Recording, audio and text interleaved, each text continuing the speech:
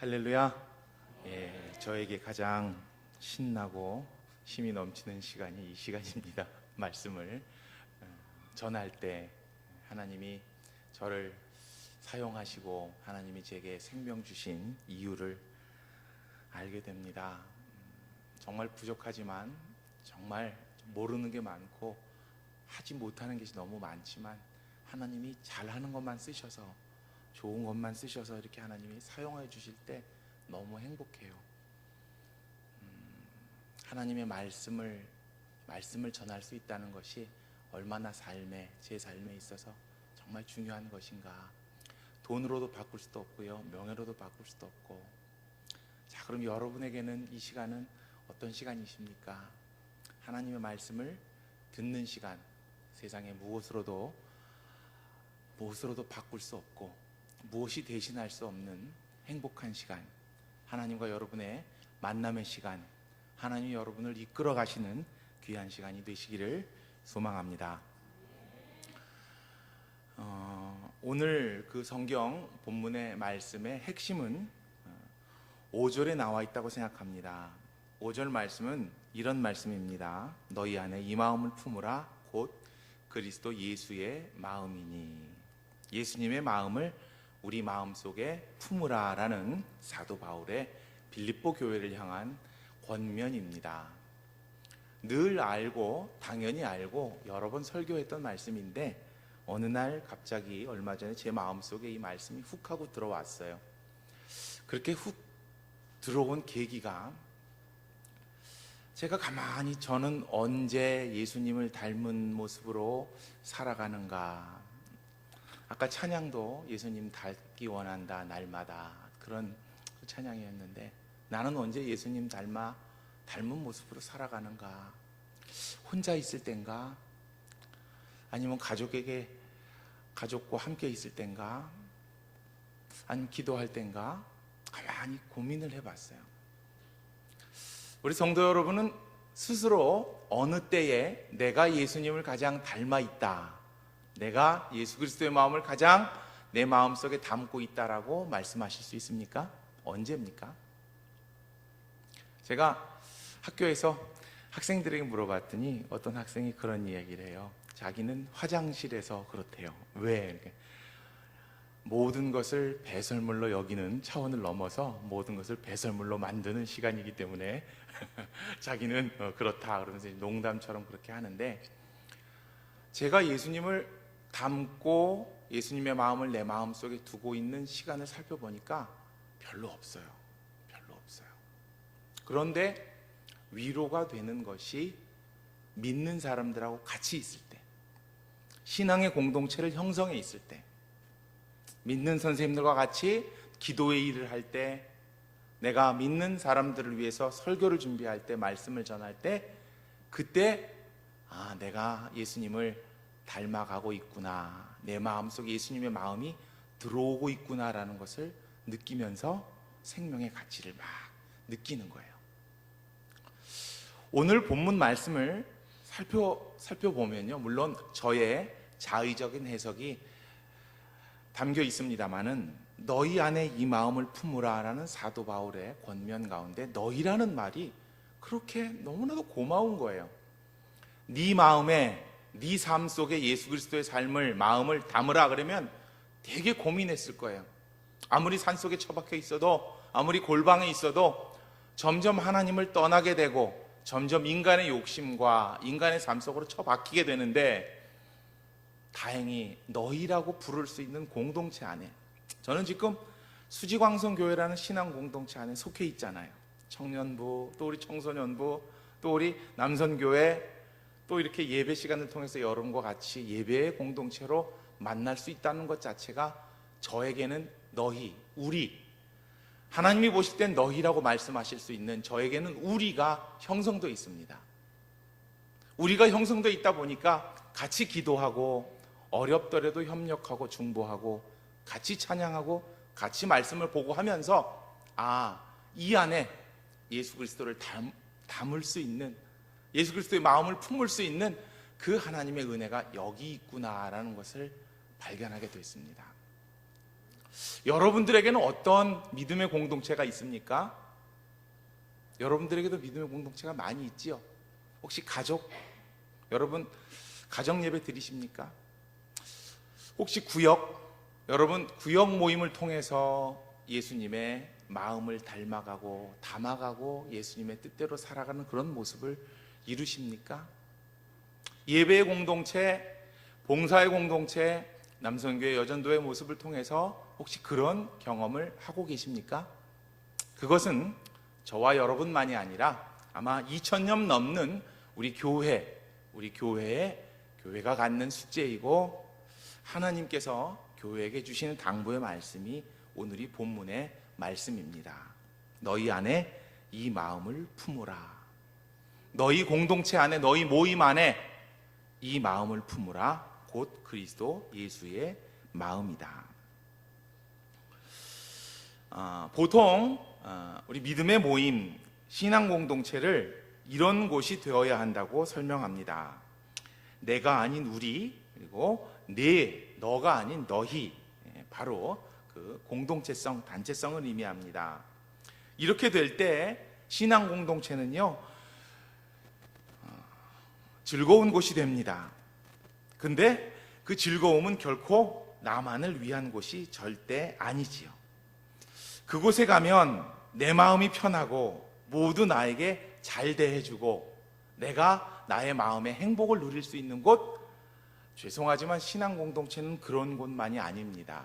초신자에게는 당연히 그럴 수 있어요. 모두가 다 나를 환영해주고 나만을 사랑해주고 나를 축복해주고 나를 위로해주고, 그런데 신앙의 연조가 깊어갈수록 결코 나만이 아니라는 것을 알게 됩니다.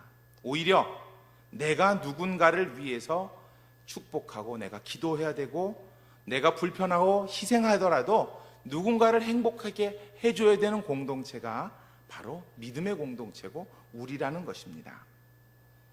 내가 만약에 믿음의 공동체에서 칭찬을 받았습니까? 그러면 누군가는 삶의 아픔과 고통에도 불구하고 나를 칭찬하느라고 수고했습니다. 내가 믿음의 공동체에서 리더십을 발휘했습니까? 그렇다면 누군가는 말없이 나를 묵묵히 따라와 주었기 때문입니다. 신앙 공동체가 즐거운 것, 그것은 나를 위해서가 아니라 누군가가 나를 위해서 무엇을 했기 때문이고 또 내가 누군가를 위해서 무엇을 하기 때문입니다. 신앙 공동체는 유익한 곳입니다. 그러나 나만이 유익을 얻고 또 그 모든 유익이 나를 위해 쓰이는 곳은 절대 아닙니다. 내가 유익을 얻으면 누군가가 많은 수고를 해야 됩니다. 내가 만족을 얻기 위해서는 누군가는 내 대신 희생을 해야 됩니다. 가족도 마찬가지고 또 구역도 마찬가지고 또 기관도 마찬가지고 또 우리 찬양대, 교회 학교와 같은 부서들도 마찬가지입니다. 그곳에서 내가 이득과 유익을 얻어서는 절대 안 됩니다. 희생을 하고 손해보고 힘들었을 때에 그 신앙 공동체는 가치가 있는 것입니다. 또한 신앙 공동체, 우리 믿음의 모임은요, 일을 하는 곳입니다. 많은 일을 합니다. 중요한 일을 합니다. 꼭 필요한 일을 합니다. 선한 일을 합니다. 그런데 그 일은 내가 하는 일이 아닙니다. 내가 임원일에서 내가 책임을 맡아서 내가 일을 할 수 있어서 하는 것이 절대 아니라고 바울은 말합니다. 그 모든 일은 주님의 일이고 하나님의 일입니다. 그리고 그 힘의 능력은 나의 능력이 아니라 주님의 능력입니다. 자, 우리가 잘 알고 있는, 우리가 고백하는 이러한 이야기들을 사실은 사도 바울은 그 2000년 전에 빌립보 교회를 향해서, 그 성도들 향해서 똑같이 이야기하고 있었습니다. 오늘이 본문의 말씀은요, 빌립보 교회를 향한 사도 바울의 사랑의 권면입니다. 자기 자신은, 사도 바울은 로마에서 옥중에 있든지 아니면 아무것도 마음대로 할 수 없는 갇힌 상황에 놓여 있는 상태에서 사도 바울은 빌립보 교회를 향해서 편지를 씁니다. 빌립보란 이런 곳입니다. 헬라 시대의 문화적인 중심지였습니다. 많은 사람들이 오고 갔습니다. 상업과 문화가 발달했습니다. 헬라 사고방식으로 사람들은 똑똑했습니다. 스스로 잘났다고 생각했습니다. 그러다 보니 여럿이서 화합할 수가 없었습니다. 교회라는 단체가 형성되고 믿음의 공동체가 생겨나면 그 사람들이 어떻게 했겠습니까? 스스로 가서 많은 말을 하려고 했고, 자기의 설득을 따라서 많은 사람들이 행동해 주기를 원했고, 자기의 이야기가 누군가에게 처지면, 누군가에게 지게 되면 그것 때문에 불편해하고 화나고 그 공동체를 떠나게 되었다고 합니다. 그래서 스스로 잘났다는 사람들, 능력 있고 똑똑하고 힘 있었지만 그 사람들이 그 교회에 많았기 때문에 교회는 갈라지고 아픔이 있고 어려움이 있었습니다. 분명 교회는 기쁨 있는 곳이고 유익한 곳이고 일을 하는 곳임에도 불구하고 빌립보 교회에 대해서 들려오는 소식은 바울의 마음을 답답하게 했습니다. 그래서 바울은 오늘 본문의 말씀처럼 그렇게 권면을 하는 것입니다.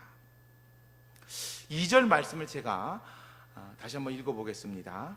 마음을 같이 하여 같은 사랑을 가지고 뜻을 합하여 한 마음을 품어. 자, 어떤 의미를 가지고 어떤 마음으로 바울이 이야기하는 것 같습니까?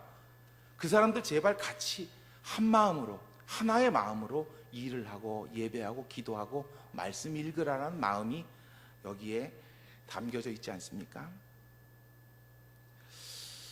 바울이 기도하는 빌립보 교회의 모습은요, 기쁨이 있는 곳이었습니다. 바울이 소망하는, 자신이 사랑하는 빌립보 교회의 모습은 기쁘고 신나는 희망이 있는 그런 곳이었습니다. 그런데 그 기쁨은 어떤 마음을 가질 때 필요한 것이라고 사도 바울은 이야기합니다. 오늘 아까 읽었던 2절 말씀에서처럼 서로 잘나서 서로 소리치고 서로 이기려 하는 그 마음이 아니라 부족하더라도 하나의 마음, 같은 사랑, 같은 뜻, 그것이 필요하다고, 그것이 기쁨의 근원이 될 수 있다고 사도 바울은 이야기합니다. 3절에서도 사도 바울은 당부합니다. 이렇게 이야기합니다. 아무 일이든지 다툼이나 허영으로 하지 말고 오직 겸손한 마음으로 각각 자기보다 남을 낫게 여기라.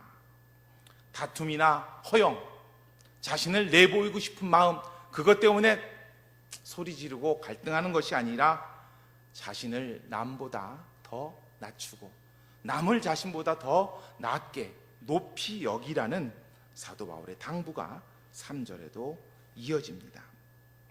4절과 5절 이런 말씀입니다.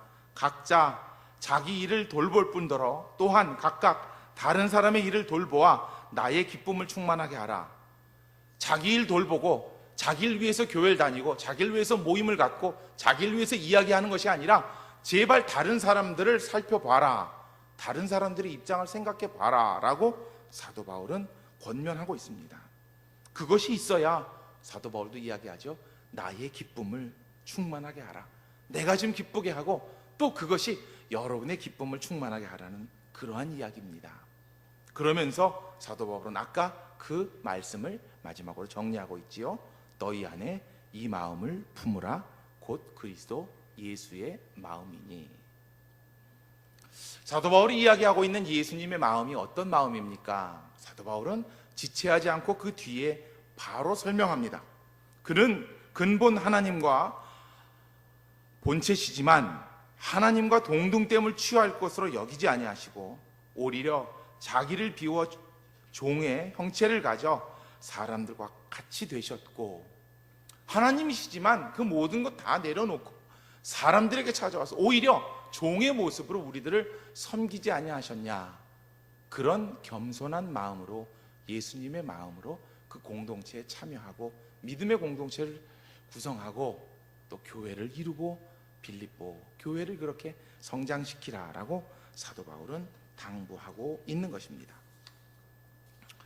또 사도 바울이 소망하는, 꿈꾸는 빌립보 교회의 모습은 계속해서 이어지고 있는데요. 오늘 본문을 넘어갔습니다마는 오늘 말씀 성경에서 12절 말씀을 한번 찾아보시기 바랍니다. 제가 말씀이 많기 때문에 자막에다 넣지는 않았습니다. 12절 말씀입니다. 함께 읽습니다. 시작. 그러므로 나의 사랑하는 자들아, 너희가 나 있을 때뿐만 아니라 더욱 지금 나 없을 때에도 항상 복종하여 두렵고 떨림으로 너희 구원을 이루라. 사도 바울이 무엇을 주문합니까? 무엇을 당부합니까? 구원을 이루려는 거지요. 너의 명예와 너의 욕심과 너의 뜻을 이루려는 것이 아니라 구원을 이루라.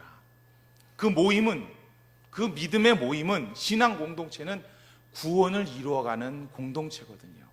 우리의 가족이든 우리의 구역이 됐던 우리의 부서가 됐던 내게 일하는 어떤 교회의 기관이 됐던 그것은 구원을 이루어가는 부분 우리의 모임이거든요. 거기에 필요한 거는요, 아까 나타났던 다툼이나 허영, 교만이나 위선, 그것이 아니라 어떤 것이 필요하다고 말합니까? 그 앞에 설명했죠. 두렵고 떨림으로 복종하는 것이 필요하다는 것입니다. 여러분, 혹시 모임 가지실 때 두렵고 떨리십니까? 구역 모이셨을 때 두렵고 떨리세요? 벌벌 떨리고. 그럼 어떻게 구역 모임 할 수 있겠어요? 그런데 그렇게 두렵고 떨리는 게 아니라 구원을 이루기 위해서 그러한 마음으로 모이려는 겁니다. 여러분, 찬양대 할 때 내가 노래 못해서 두렵고 떨릴 수는 있죠. 근데 그래서 두렵고 떨리려는 게 아니라 나를 솔로 시킬까 봐 두렵고 떨릴 수는 있겠죠. 그런데 그것 때문에 두렵고 떨리려는 게 아니라 내가 이 모습을 통해서 구원을 이루어가야 되는데, 내가 오늘 찬양하는 것이 구원의 길인데, 내가 오늘 봉사하는 일이 구원의 길인데, 나 때문에 그 길이 막히면 안 되는데, 나 때문에 그것이 눌리면 안 되는데, 나 때문에 하나님의 일이 닫히면 안 되는데 라는 두렵고 떨리는 마음으로 하나님 뜻에 복종하면서 구원을 이루라는 것이 사도 바울의 교회를 향한 당부, 빌립보 교회를 향한 당부인 것입니다. 13절과 14절 말씀에서 또 사도 바울이 어떤 말씀을 하고 계실까요? 한번 읽어볼게요. 시작. 너희 안에서 행하시는 이는 하나님이시니 자기의 기쁘신 뜻을 위하여 너희에게 소원을 두사 행하게 하시나니 모든 일을 원망과 시비 없이 하라. 하나님의 뜻을, 하나님의 소원을 이루기 위해서 원망이나 시비, 다툼이 아니라 아까 말씀드렸던 두렵고 떨림이 필요하고, 15절 말씀에서는요, 이는 너희가 흠이 없고 순전하여 어그러지고 거스르는 세대 가운데서 하나님의 흠없는 자녀로 세상에서 그들 가운데 빛들로 나타내며. 어그러진 세상, 오늘날의 이 시대만이 아닌 것 같습니다. 2000년 전에 예수님이 막 부활하시고 나서 교회가 생겨나고 교회가 부흥할 때 그 시대도 어그러지고 또 거스르는 세대였나 봅니다. 그들을 향해서 바울은 이야기합니다. 흠이 없고 순전하라. 빛처럼 나타내라. 여러분의 모습이 흠이 없고 순전하고 빛이 되시기를 간절히 소망합니다.